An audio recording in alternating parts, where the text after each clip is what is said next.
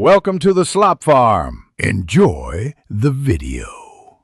In this video, I will show how to reset Toyota Camry garage door opener. Begin by ensuring the car is in park and accessory is on, then find the home link or built-in opener button. Hold the vehicle button until the indicator blinks to clear prior codes, press the remote to pair, and test the door.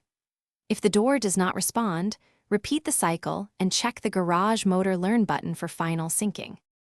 Start warm and relaxed as you look up at your Camry's ceiling or flip down the visor to find the built-in opener buttons. Gently press each button to confirm the indicator light responds so you know which button is active.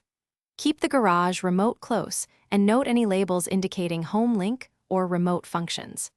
This step makes the rest of the reset smoother and avoids confusion when pairing signals.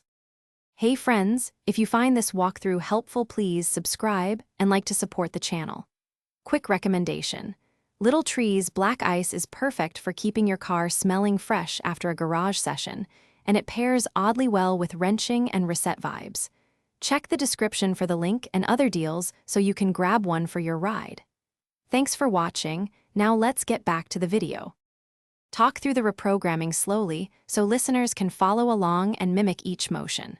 First, clear the car's stored codes, then hold the remote near the vehicle button and press both until the indicator flashes.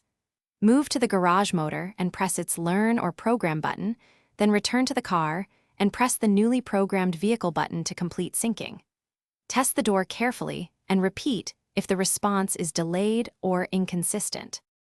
Thanks for watching. Consider subscribing if we helped you today.